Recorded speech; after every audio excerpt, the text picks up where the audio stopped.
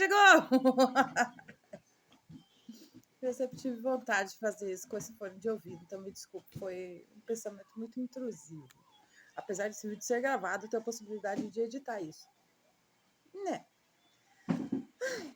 Muitas e muitas e muitas perguntas, mensagens chegaram para mim pedindo a continuação do meu último vídeo, que foi feito em formato ao vivo, esse é gravado, sobre como foi a chegada do diagnóstico, o que aconteceu depois, o que ele me possibilitou posteriormente a esse diagnóstico, esse laudo do TEA, de TDAH e todo o pacote, toda a mochilinha que vem com o transtorno do espectro autista. E vamos continuar então falando sobre ele. Primeiramente, eu queria muito esclarecer algo muito importante. O laudo, o diagnóstico, ele não é feito por um profissional só, certo? E esse laudo diagnóstico que é feito pelo profissional, ele envolve uma equipe multidisciplinar. Eu vejo aí o pessoal falando, eu fiz 3 agendas, consultas e fui diagnosticado e tá. É muito difícil a gente entender de que algo mais profundo. Tem camadas muito profundas onde 3, 4, 5 consultas não são possíveis fazer esse diagnóstico. Mas já falamos sobre isso no outro vídeo. Bom, perguntas que me fizeram. Quais os benefícios de receber esse laudo? Só existem 2 benefícios em ter o diagnóstico e ter o laudo. Número 1, autoconhecimento. Autoconhecimento é necessário para qualquer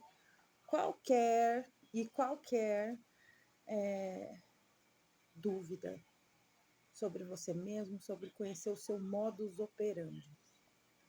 Isso é para qualquer pessoa, independente do TEA, independente de pessoas típicas, independente de pessoas com superdotação, independente de qualquer coisa. O autoconhecimento ele é necessário para você aprender como a sua máquina, cérebro, pensamento, consciência e inconsciência funciona. E número 2, mas não menos importante, saber o que fazer com essas informações.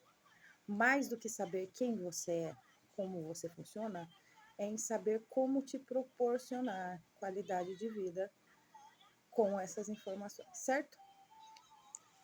Não tem benefício governamental, não tem benefício de nenhuma outra maneira. O que temos, alguns casos, né?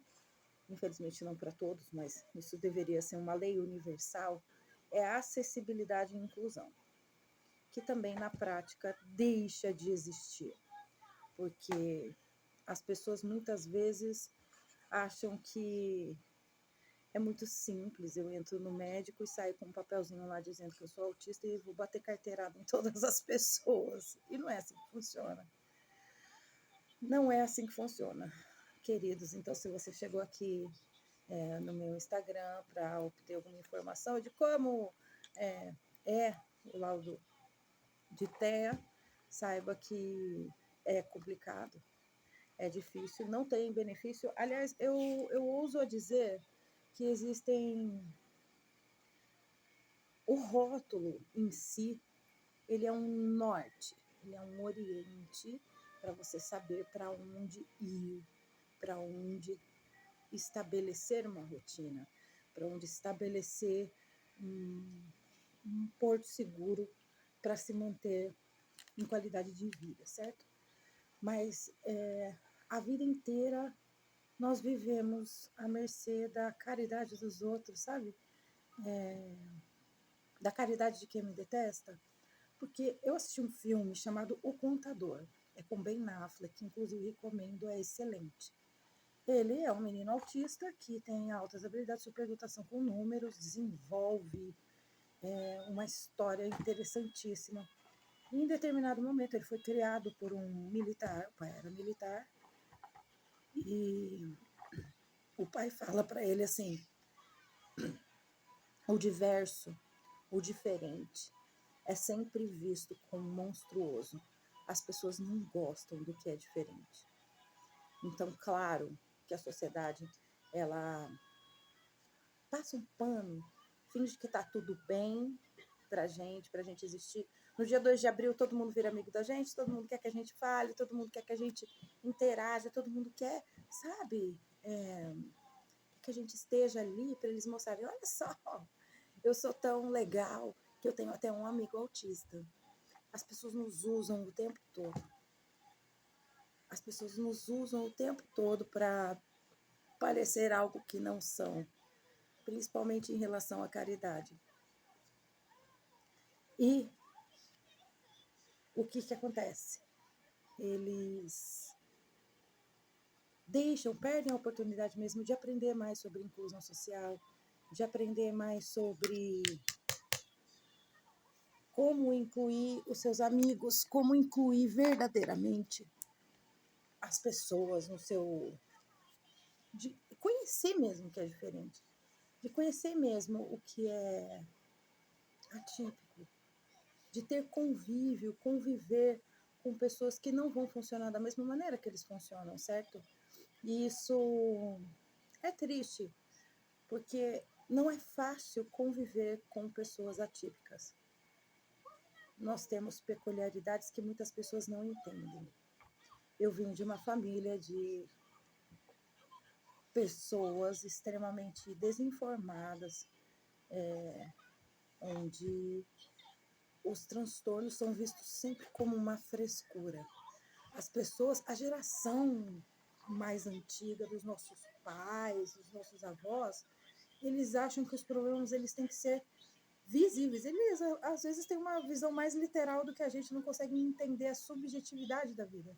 Então, os transtornos, eles são vistos sempre como uma maneira de menear, ou de preguiça, ou de você não estar se esforçando o suficiente para melhorar. Então, assim, é interessante que vocês entendam que conviver com uma pessoa no transtorno do espectro autista, ou com qualquer transtorno, qualquer neurodiversidade mesmo, qualquer neurodeficiência, qualquer deficiência neurobiológica, qualquer atipicidade, é uma maneira de aprendizado sobre a vida. Claro, nós temos as nossas peculiaridades que tornam a vida difícil. Mães atípicas vivem em intensa sobrecarga emocional, intensa sobrecarga sensorial para as meninas autistas, para as mães autistas, porque eles ainda estão crescendo.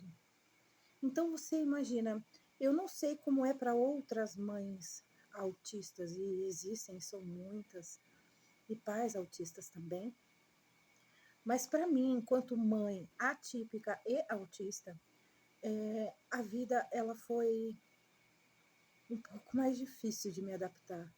Eu tenho disfunção executiva, então é muito mais fácil eu cursar 4 pós-graduações do que conseguir colocar minha roupa em dia, do que conseguir me organizar mentalmente na rotina para fazer o que precisa ser feito. É claro que eu tenho responsabilidades que eu não posso procrastinar, mas essas responsabilidades que eu não posso procrastinar, elas demandam um gasto de energia mental muito maior do que uma pessoa que não tem nenhum problema, porque eu já acordo sensorialmente sendo sobrecarregada. O calor, ou o frio, ou o excesso de sons, o excesso de barulhos, o excesso de texturas, o excesso de coisas, já faz com que eu acorde com a bateria já descarregando mais rápida, como se fosse uma bateria viciada. Então, quando chega no fim do dia, a gente está extremamente exausta, a gente está extremamente cansada. E não é um cansaço só físico, é um cansaço mental. Eu falo muito para alguns pacientes que eu atendo que ser autista é como se a gente tivesse uma lixeira de 20 litros na cabeça ao invés de uma xícara. E essa lixeira de 20 litros acoplada aqui faz com que todas as informações ao redor entrem dentro do nosso cérebro, enquanto um cérebro típico recebe só a carga que é colocada naquela xícara, que é o funcionamento normal. As pessoas falam a equiparação da Lei Maria Berenice Piana em relação ao autismo ser uma deficiência, ela colocada por conta mesmo das nossas necessidades, peculiaridades de inclusão e de adaptação. Quando, na realidade, o TEA, ele é um excesso. Eu acho que se eu fosse falar sobre o TEA, falar sobre o autismo, eu falaria sobre ele ser um excesso. É um excesso de estímulos, é um excesso de sentimentos, é um excesso de ansiedade, é um excesso de necessidade de previsibilidade, é um excesso de necessidade de rotinas, de adaptações. Por mais que você seja, eu acredito que assim, existem níveis de suporte. Quanto mais eu preciso do outro, maior o nível de suporte. Mas não existe autista sem necessidade de suporte. O TEA já diz no DSM de que para ele ser diagnosticado, precisa que ocorra prejuízo. Quando ocorre esse prejuízo em múltiplas áreas da vida, isso impacta na sua independência, na sua autonomia, é aí que vamos fazer o nivelamento dos níveis de suporte. O fato de muitos autistas nível 1 de suporte, ou com menos necessidades de adaptações e de acompanhamento, quanto menos ele depende do outro, confunde um pouco as pessoas. Eu estou falando isso porque o fato de eu estar falando, verbalizando sentimentos e pensando com esse ser pensante confunde as pessoas, porque as pessoas veem as pessoas autistas como pessoas com a cognição não desenvolvida. Vamos deixar claro de uma vez por todas: existe a deficiência intelectual. E muitos autistas mais comprometidos têm essa deficiência intelectual, como também outros transtornos. A deficiência intelectual ela existe em qualquer paradigma, independente de diagnóstico, certo? Então, quando a gente olha uma pessoa autista como eu e me vê conversando, me vê falando, me vê me comunicando, discorrendo sobre o próprio mecanismo de funcionamento, isso cria nas pessoas um sentimento de desconfiança, porque elas sempre imaginaram que o autista ele não era comunicativo, ele não tinha como externar, ele estava sempre no mundo dele. Quando na realidade nós estamos conectados a todos os mundos e tudo que acontece ao nosso redor.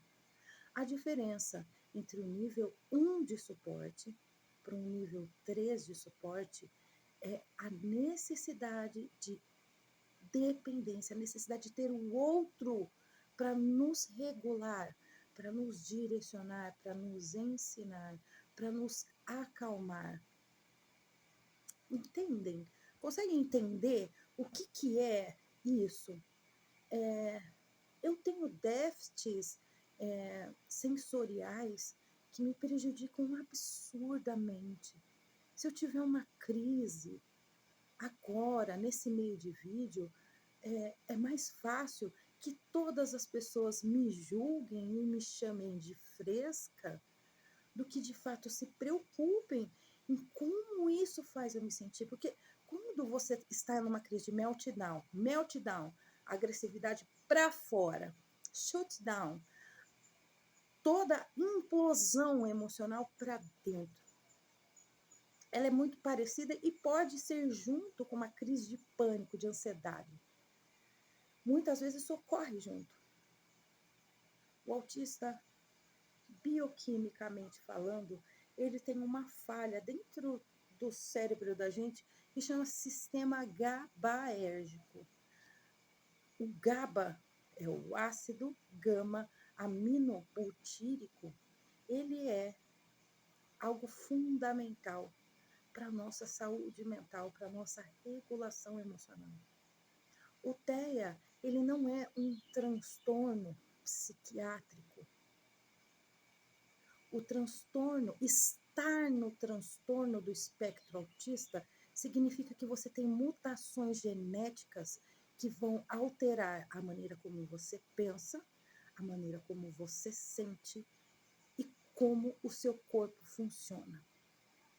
É muito mais abrangente, seria muito simplório se eu falasse para vocês que esse sistema GABAérgico é só a gente resolver o problema do sistema GABAérgico, está tudo resolvido. Não, não é. Porque ele reduz a nossa carga de serotonina. Eu acho que em algum momento vocês ouviram falar sobre serotonina aí na internet. E a serotonina nada mais é, ou ser bem simplória, para conseguir explicar isso, ela é aquele hormônio da saúde mental, da felicidade, do prazer, onde você consegue ver sentido na sua vida. É um hormônio que faz, além de regulação sobre como a gente se sente em relação à nossa vida, ao nosso redor, ela também regula o nosso sistema imunológico. É muito importante, alguns de vocês sabem que eu sou imunologista também. É muito importante quando a gente fala de saúde imunológica, a gente entender que não tem como uma pessoa autista não ter um sistema imunológico prejudicado. Principalmente porque é a serotonina que o segundo cérebro, né, que falam, mas eu quero que vocês entendam. A serotonina que temos no nosso sistema neuronal é diferente da serotonina que temos no nosso intestino. Temos serotonina no nosso coração também. Todas elas têm um papel diferente. São a mesma substância, mas têm um papel diferente. Quando melhoramos o nosso intestino, essa secreção de serotonina melhora, isso aumenta a nossa imunidade. A gente começa a produzir serotonina no nível mais adequado, no nível típico. Por que a maior parte dos autistas precisam tomar antidepressivos pro resto da vida? Porque temos baixa secreção de serotonina. Essa recaptação, o antidepressivo, ele faz com que essa serotonina não seja mandada embora e ela fique dentro do nosso corpo. E por isso são chamadas de remédios recaptadores de serotonina. Temos a nossa serotonina ali, nós aumentamos a quantidade de serotonina secretada, ensinamos o nosso corpo, por isso ele leva 14, 21 dias para fazer efeito, porque a gente precisa ensinar ele, o corpo, a secretar mais serotonina, quimicamente falando. E aí, depois disso, a gente tem que deixar ele disponível para que a gente consiga dar conta da nossa vida. Isso não deixa de ser algo adaptativo. Porque não tem como a gente ter qualidade de vida se a gente está extremamente irritado com tudo e com todos. Certo? Entendemos que o antidepressivo é parte, muitas vezes, necessária da vida de uma pessoa autista. E aí a gente entra num assunto muito difícil, que é o burnout. Burnout. Fogo para fora. Autístico, ou seja, é diferente do burnout que as pessoas experimentam, desse esgotamento. Eles têm a mesma palavra, mas eles têm vieses diferentes. E esse burnout autístico, ele ocorre mais por conta do esgotamento de receber estímulos. É possível que o autista vá num show de rock, num show de uma banda, num show onde tenha muitas pessoas? É possível. Não sem prejuízo.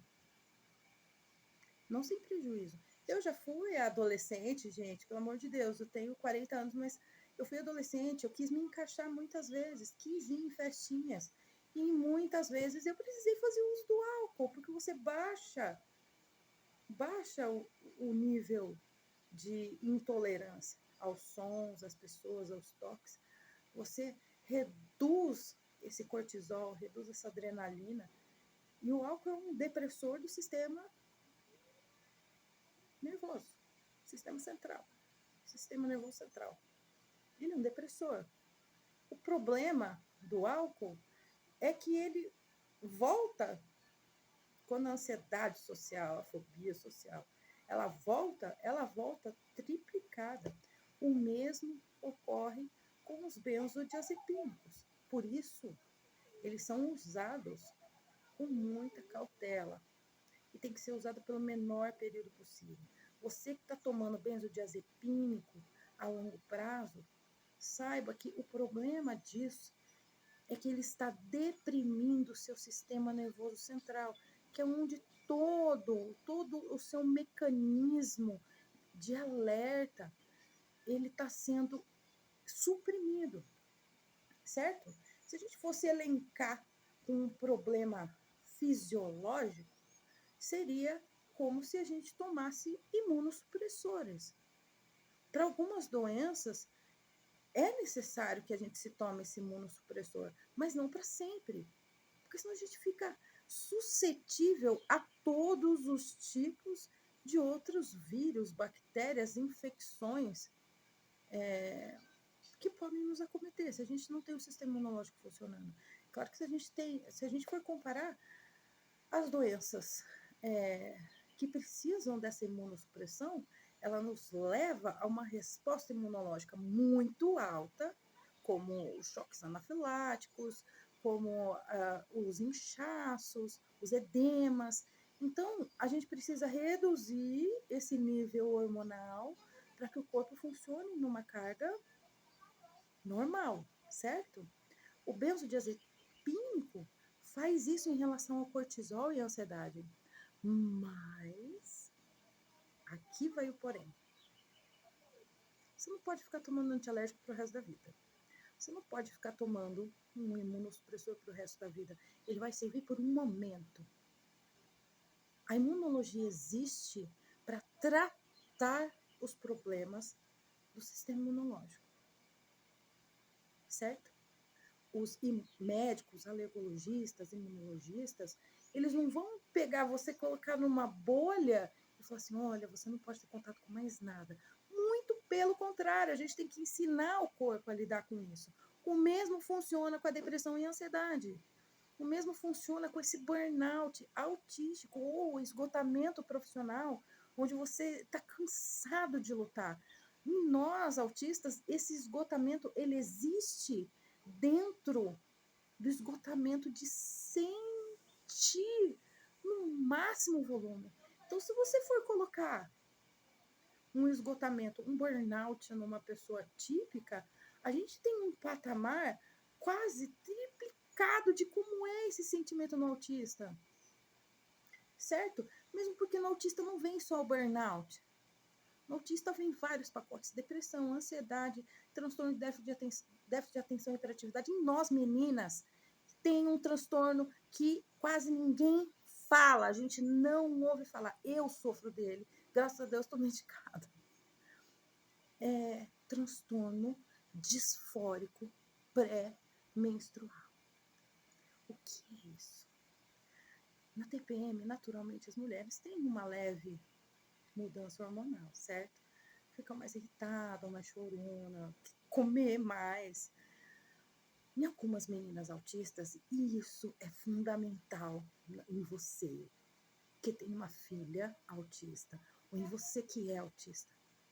Essa mudança hormonal, ela é 100 vezes pior na gente. É um sentimento de auto-implosão hormonal extremamente incapacitante. Existem medicações para isso.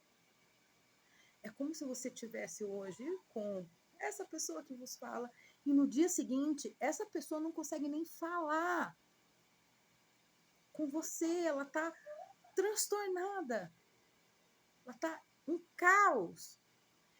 Então, assim, essas mudanças hormonais em pessoas autistas, principalmente agora, estou no climatério, caminhando para a menopausa, porque na gente também isso é um pouco mais antecipado do que na população comum, não todos, claro. Mas eu tenho medo da menopausa, entende? Nunca perdi o meu réu primário na vida. Brincadeiras à parte, assim, é um momento que a gente tem que se conhecer. E conhecimento, ele atua mais com prevenção, preventivo sobre as coisas. Quanto mais você se conhece, quanto mais você sabe os seus limites, quanto mais você sabe até onde você pode, até onde você não pode, maior é a chance de você não ter um desfecho ruim em relação a isso. Tanto cardiovascular quanto mental, né? Um surto, ou realmente algo que tire a pessoa, desconecte da realidade. Então, para mim, estar hoje aos 40 anos, eu nem imaginei que ia estar aqui aos 40 anos, mas graças a Deus estou aqui para falar para vocês. Então, para mim, nessa atual conjectura, eu consegui, tentei pra caramba vários medicamentos no decorrer da minha vida. Quem me acompanha sabe que eu já cheguei a tomar tantas classes de medicamentos juntas e se tivesse funcionado, beleza, mas infelizmente não tinham funcionado ainda. Agora eu estou medicada, quem me acompanha é o Dr. Diego Araldi, e também a doutora Maíra, que me acompanha em relação ao transtorno disfórico pré-menstrual. Só faço acompanhamento, vou lá, visito, eles olham para mim e falam: oi, tudo bem? Tudo bem, tudo. E aí, e as terapias, né? A parte da terapia foi um divisor de águas para mim. Porque até então, existem algumas dinâmicas familiares em que as pessoas evitam falar sobre os sentimentos. Eu vim de uma geração em que não se falava sobre sentimentos. E para mim foi difícil. Porque enquanto eu não tinha autoconhecimento, não tinha possibilidade de identificar o que estava acontecendo comigo antes do diagnóstico, era tudo muito elevado, muito difícil. E as pessoas não entendem, as pessoas fazem piada. Ai, nossa, carteirinha preta, tarja preta do CAPS, isso e aquilo. Quando, na realidade, tudo que a gente vai, quando passa no psiquiatra, quando passa no médico, quando busca qualquer profissional de saúde mental, gente, tudo que a gente busca é saúde. Saúde mental, qualidade de vida. E quando você deixa de buscar qualidade de vida, deixa de buscar saúde mental, é aí que mora o problema. A maior parte das minhas pacientes que fazem terapia fazem por causa de pessoas que não fazem terapia. A terapia foi um divisor de águas para mim. Tive uma psicóloga excelente que me acompanhou durante muitos anos, que dentro das terapias psicológicas foi a única mesmo onde me aprofundou mesmo no meu conhecimento do eu, né?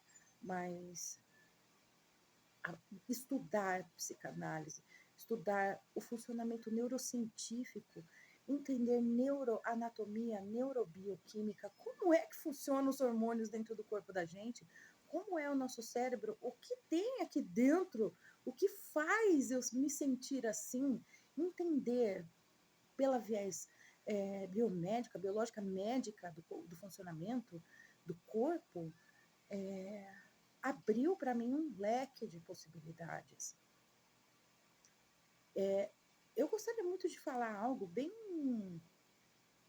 objetivo, mas assim, eu nunca imaginei que teria a saúde mental que eu tenho hoje, a qualidade de vida que eu tenho hoje. Eu nunca imaginei que fosse possível. E não foi graças aos medicamentos, mas foi com os medicamentos, com o autoconhecimento, com medidas que me ajudaram, com limites, com estratégias fisiológicas e até mesmo dentro do meu próprio conhecimento, para conseguir proporcionar para mim uma qualidade de vida melhor. Quando eu já tentei só os medicamentos, eu já tentei só a terapia, eu já tentei, foi um conjunto de medidas, inclusive estritamente fisiológicas. Dentro de neurociência, a gente tem muito exercício para transtorno de estresse pós-traumático, por exemplo. A gente tem uma gama de profissionais que fazem reabilitação cognitiva dentro de gerontologia, que é o meu trabalho com pessoas 30 a mais, principalmente mulheres 30 a mais, é a gente entender como esses hormônios estão funcionando, a gente entender como esse corpo está funcionando com o conjunto da obra. O que o nosso corpo fala. E não tem como a gente desconectar isso do sistema imunológico, né? Tanto que nós mulheres somos 80% dos casos de problemas autoimunes, de casos diagnosticados de autoimunes. E a gente não leva tão a sério o quanto os nossos afetos, a dinâmica dos nossos afetos são importantes nisso. Se a gente para e pensa um pouquinho com racionalidade, um pouquinho com lógica, a gente pensa que, de fato, quando a gente está em paz com os nossos sentimentos, com as coisas, é muito difícil a gente pegar uma gripe. Isso não é intuição, não, isso é real. Tem estudos falando sobre o quanto a nossa saúde mental precisa ser o pilar da nossa saúde fisiológica. Agora, as pessoas fazem exercício físico para terem saúde mental, quando na realidade elas têm que ter saúde mental para ter saúde fisiológica. Uma mente sã é um corpo são. É mais fácil, mais vantajoso você funcionar por dentro com qualidade e ir ajustando o restante, porque o seu sistema imunológico vai trabalhar a seu favor, os seus pensamentos vão trabalhar ao seu favor, do que o contrário. É claro que se você pega um paciente aí com um transtorno sério ou uma doença cardiovascular, ela vai precisar dos medicamentos, mas ela vai precisar também de gerenciamento de estresse. O estresse mata. A solidão mata mais do que o álcool e o cigarro juntos. E ninguém fala sobre isso. Como, para mim, como ser biomédica e ser neuropsicanalista, gerontologista, cuidar dessa galera aí que tem chego até mim. É um sonho. Porque tudo que eu converso em terapia, tudo que eu estudei, foi um longo caminho. Eu me formei a primeira faculdade aos 19 anos, foi uma faculdade de tecnologia de informação. Eu me formei em Direito, pela uma das melhores faculdades na época do Brasil de Direito. Depois eu fui para Biomedicina. Saí de Biomedicina por já ter as outras graduações, com 4 pós-graduações concluídas. Cursei 4 pós-graduações depois mais 2, depois mais 2, depois mais 4. E eu faço isso porque eu sou apaixonada, é meu hiperfoco enquanto autista, ser uma mulher da ciência, porque eu tenho vocação para. E quanto mais eu sei que eu nada sei, como diria Sócrates. Porque o corpo da gente é muito complexo. Mas quando eu coloco conhecimento em imunologia, oncologia, quando eu coloco hematologia dentro da neuropsicanálise, a gente percebe que nada é separado. Porque a gente não tem como separar as áreas do nosso corpo. Não tem como a gente falar de imunidade e não falar de saúde mental. Ou falar de saúde mental sem imunidade. Não tem como a gente separar o nosso corpo da nossa mente, consciência, id, ego, alter ego, superego. Tudo isso é interligado. A psicanálise foi, da minha maneira, a neuropsicanálise, né? Que é a neurociência psicanalítica, a análise com viés em neurociência, entender como é o mecanismo do nosso cérebro, como nós funcionamos fisiologicamente e analiticamente, me atraiu mais do que a área da psicologia. Porque a gente, nos pequenos atos, a gente não consegue enxergar o todo. Os pequenos atos, eles são sintomas. E se a gente fica tratando só os sintomas, a gente esquece de puxar o fio um pouquinho mais. Quando você tem ciência de onde é o seu vazio, eu quero finalizar essa conversa falando muito sobre algo muito importante. Todos nós temos vazios existenciais. Pode ter sido um pai que morreu, que não foi ao presente, uma mãe que não deu muita atenção. Quando a gente é criança, esses vazios, essas faltas, elas são muito somatizadas, porque a gente não tem ainda a capacidade de raciocínio lógico para digerir e trabalhar os nossos sentimentos. Então, os gatilhos das crianças, naquele momento em que somos crianças, eles têm uma maximização enorme, mas a gente não sabe identificar isso, em como isso nos impactou na vida adulta, certo? Se você não cresceu num lar onde te deram afeto, onde te deram autoconfiança, onde você pode ser quem você é, onde você não foi silenciado, onde você não foi invalidado, onde você podia falar sobre os seus sentimentos, isso é comum, porque basta a criança nascer para ela ser traumatizada, mas a infância são 12 anos da vida, onde é o alicerce da casa. Você não faz um alicerce bom, aquela casa vai dar problema no futuro. Goteira, infiltração, rachadura. A nossa psique é uma casa. E esses vazios que a gente tem na vida, se a gente não trata isso de uma maneira robusta, é claro que assim, os pais da gente, enquanto a gente estava, né, crescendo com os nossos pais, não tinha o que a gente fazer em relação à nossa própria saúde mental. A gente nem tinha conhecimento sobre. Então, não é nossa responsabilidade.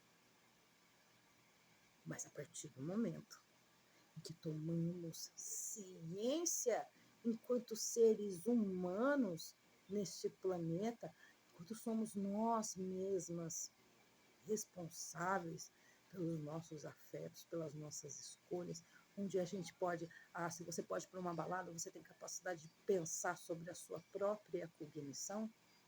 Para a neurobiologia, só estamos maduros após os 25 anos.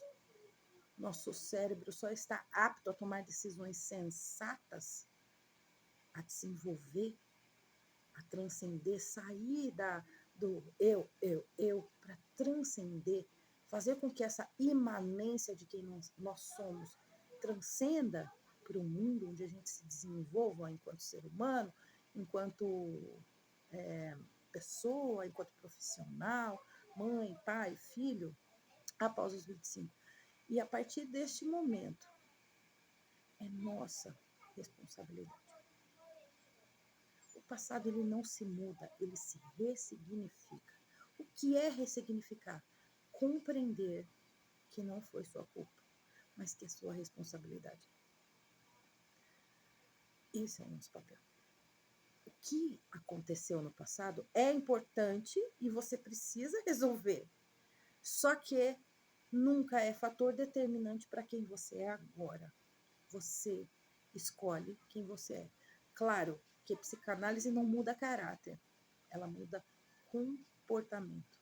Ela muda como você se enxerga dentro desse mundo louco que vivemos. Finalizo por aqui, agradecendo a todos pelas perguntas. Se vocês tiverem mais questionamentos sobre, manda mensagem ou no grupo lá, Integraté, dentro do WhatsApp, ou dentro do meu Instagram, @doutora Karina Razu. E eu espero vocês na próxima. Começamos segunda-feira aí, de uma maneira muito positiva. 1º de dezembro de 2025! Acabou o ano! Um beijo. Vejo vocês na próxima. Essa é a minha trajetória enquanto biomédica, enquanto pessoa, enquanto ser humano. Obrigada por você ter me acompanhado até aqui. Até mais. Tchau, tchau.